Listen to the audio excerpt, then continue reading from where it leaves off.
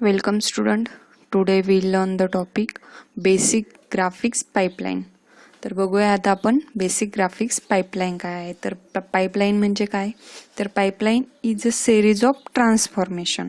आता ट्रान्सफॉर्मेशन म्हणजे काय, तर ट्रान्सफॉर्मेशन म्हणजे परिवर्तन.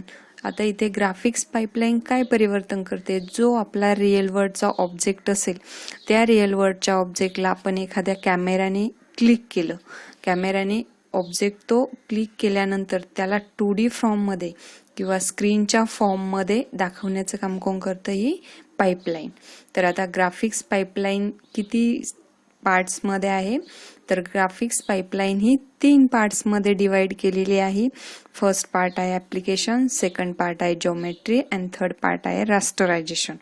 आता ॲप्लिकेशन म्हणजे काय, ॲप्लिकेशन स्टेप्समध्ये काय केलं जातं, तर ॲप्लिकेशन स्टेप्समध्ये काय केलं जातं, जर आपण फोटो काढण्यासाठी एखादा कॅमेरा यूज केला तर तो काय करेल, आपल्या जो काही पिक्चर्स काढलेला आहे आपण त्या पिक्चरचे पॉईंट पाठवण्याचं काम, त्या पिक्चरचा पॉलिगॉन्स पाठवण्याचं काम किंवा त्या पिक्चरमध्ये किती कर्व्स आहेत हे सप्लायच करण्याचं काम कोण करेल, हा ॲप्लिकेशन स्टेज करेल. ते ॲप्लिकेशन स्टेज ह्या वस्तू कुठे कोणाकडे पाठवेल, तर त्या जॉमेट्रीकडे. म्हणजे काय, ॲप्लिकेशन अँड जॉमेट्री ह्या स्टेप्स कशा आहेत, एकमेकांना इंटरकनेक्टेड स्टेजेस आहेत. तर ही जेव्हा ॲप्लिकेशन स्टेज ती इमेज जॉमेट्री स्टेजकडे पाठवेल तेव्हा जॉमेट्री स्टेज काय करेल, त्यावरती अप्लाय ट्रान्सफॉर्मेशन, शेडिंग, क्लिपिंग म्हणजे जे काही इफेक्ट्स आहेत जॉमेट्रीमध्ये त्या इमेजला क्रॉप करायचं, रिसाईज करायचं, तिच्यामध्ये परिवर्तन करायचं, ते कोण करेल, जॉमेट्री करेल. त्यानंतर नेक्स्ट स्टेप काय आहे, रास्टरायझेशन. आता जॉमेट्रीने जे काही इफेक्ट्स दिलेले आहेत त्या इमेजला ते इफेक्ट्स रास्टरायझेशन करण्याचं काम कोण करेल, रास्टरायझेशन स्टेप. तर ही रास्टरायझेशन स्टेप्स काय करते, fill pixel by pixel surviving triangles, use interpolation on vertex data. म्हणजे जी काही इमेज आहे त्या इमेजमधले प्रत्येक व्हर्टेक्स ती कॅल्क्युलेट करेल आणि प्रत्येक व्हर्टेक्सला काय करेल, ती प्रोजेक्शन करेल XY आणि Z कोऑर्डिनेट्सने. म्हणजे त्याला डिस्प्ले करेल आपल्याला रिअल वर्ल्ड ऑब्जेक्टमध्ये. बघा आता मेन 3 स्टेप्स आहेत ह्या लक्षात ठेवा, application step, geometry steps and rasterization steps. त्यानंतर बघा, it is a conceptual model that describes what steps a graphics system needs to perform to render 3D screen. आता रेंडर म्हणजे काय, रेंडरला आपण म्हणतो ट्रान्सलेशन, त्याला मराठीत आपण म्हणू शकतो अनुवाद.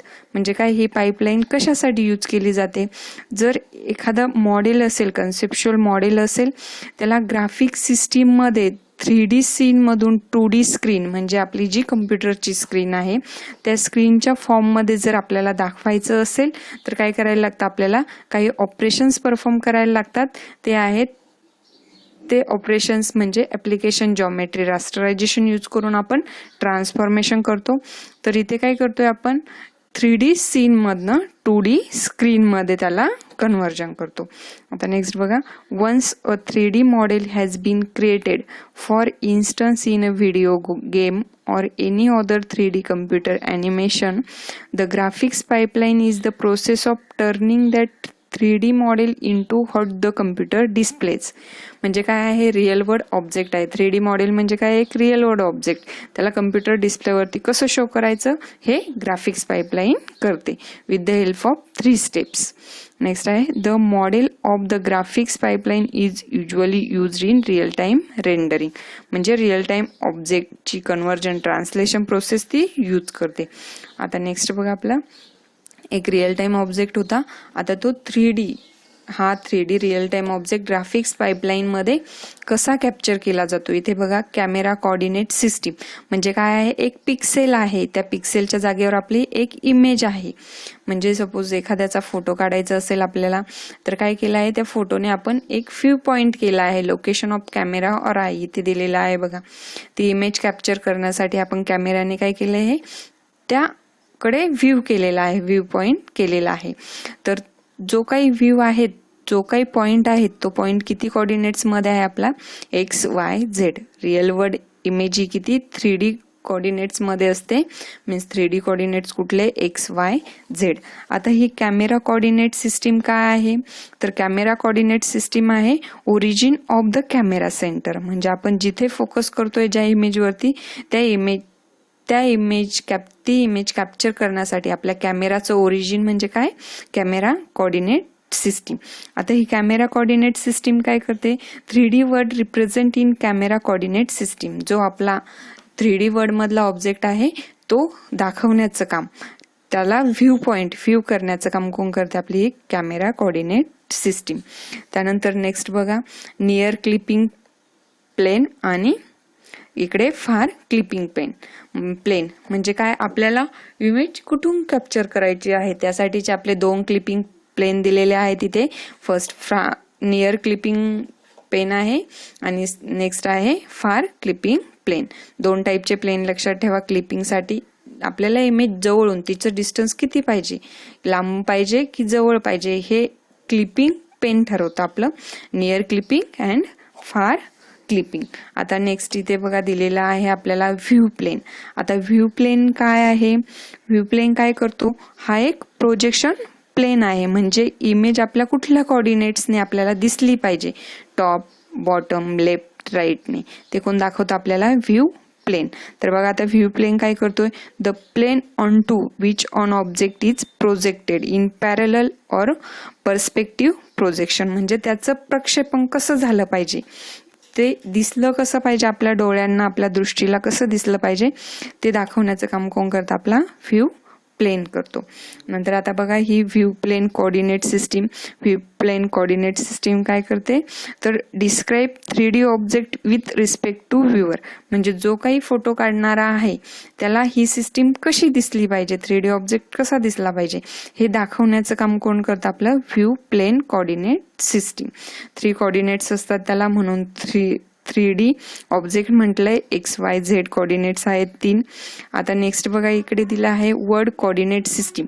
आपण ही ग्राफिक्स पाईपलाईन, सर्व पाईपलाईन कशावरनं घेणार आहेत, वर्ड कोऑर्डिनेट सिस्टीम. आता ही वर्ड कोऑर्डिनेट सिस्टीम काय करते, the word coordinate system in which the virtual word is created. म्हणजे हा जो काही वर्ड कोऑर्डिनेट आहे त्याचा फोटो कॅप्चर करून आपण काय करणार आहे, व्हर्च्युअल ऑब्जेक्ट क्रिएट करणार आहे.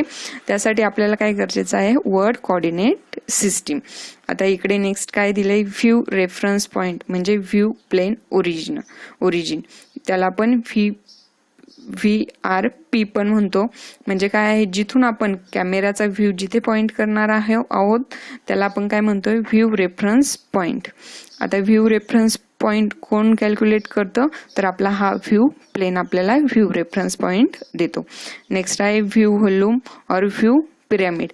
किती साईजची इमेज पाहिजे आपल्याला, तिची लेंथ किती पाहिजे, विड्थ किती पाहिजे, हाईट किती पाहिजे, हे कोण ठरवतं, आपला हा व्ह्यू प्लेन और पर्स्पेक्टिव्ह प्रोजेक्शन प्लेन.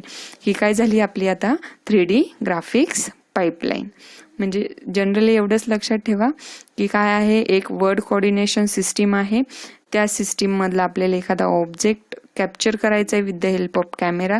त्यासाठी आपण कॅमेरा कोऑर्डिनेट सिस्टीम यूज करतो. कॅमेरा कोऑर्डिनेट सिस्टीम यूज करून जवळून तो ऑब्जेक्ट आपल्याला कॅप्चर करायचा आहे की लांबून कॅप्चर करायचा आहे, यासाठी आपण 2 क्लिपिंग पेन यूज करतो. एक नियर प्लेन आणि दुसरा आहे फार प्लेन.